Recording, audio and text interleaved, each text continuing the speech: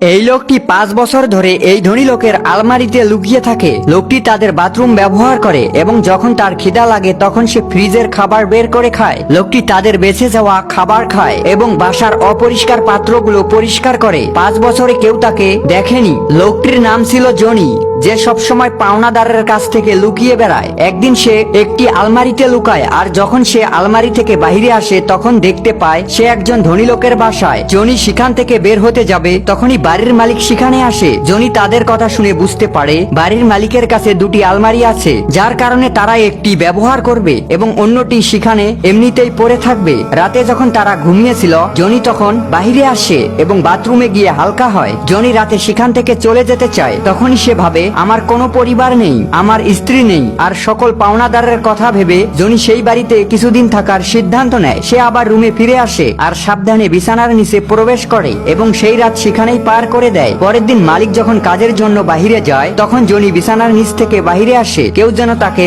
না দেখে। তাই জনি জানালায় পর্দা দেয়। এরপর জনি তাদের বাথরুমে গোসল করে। খিদা লাগার কারণে সে ফ্রিজ থেকে দুধ বের করে আর বাচ্চাদের বিস্কুট দিয়ে খায়। বাড়ির ভিতরে গান শোনে। জনি বাড়ির মালিকের পোশাক পরে। এরপর জনি বুদ্ধি করে নতুন আলমারির পেছনে থাকা পুরানো আলমারিতে তার থাকার ব্যবস্থা করে। জনি সেখান থেকেই পরজীবীর মতো জীবনযাপন করে, কিন্তু সে বুঝতে পারেনি যে শুরুতে সে একটি বড় ভুল করেছে। কাজ শেষে মালিকিন যখন বাসায় আসে তখন সে দেখতে পায় সকালে অপরিষ্কার জিনিসগুলো এখন পরিষ্কার এবং এগুলো সুন্দর করে সাজানো। প্রথমে সে মনে করে এগুলো তার মেয়ে করেছে। রুমে যেতেই সে বুঝতে পারে তার মেয়ে এখনো স্কুল থেকে বাসায় আসেনি। তাদের রুমে আসতেই মহিলাটির মনে হয় কেউ তাকে দেখতে আসে। রাতে মেয়েটি তার স্বামীকে এইসব ঘটনা খুলে বলে, কিন্তু লোকটির স্বামী তার কথা বিশ্বাস করে না, কারণ আগে থেকেই মেয়েটির মাথায় সমস্যা আছে। তাই তার স্বামী মনে করে হয়তো সেই কারণে তার এই কাজগুলো করার কথা মনে নেই।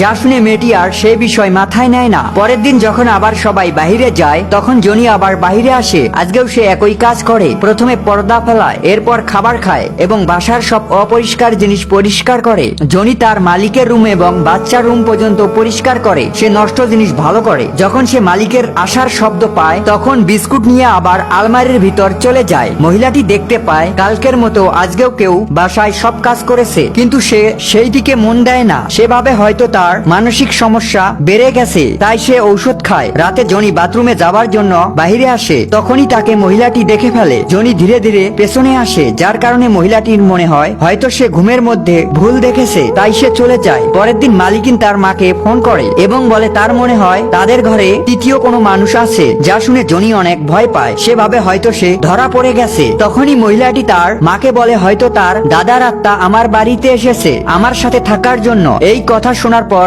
জনি মনে মনে জানতে চায় আসলে মেয়েটির দাদাকে। পরের দিন সবাই বাহিরে গেলে জনি আলমারি থেকে বাহিরে এসে তার মালিকিনের একটি ডায়েরি পড়ে। সেখানে থাকা লেখা পড়ে জনি বুঝতে পারে এই আলমারি মেয়েটিকে তার দাদা দিয়েছিল। ছোটতে যখন সে অনেক কষ্ট পেত তখন সে এই আলমারিতে বসে থাকতো, এতে করে তার মনের কষ্ট কমে যেত।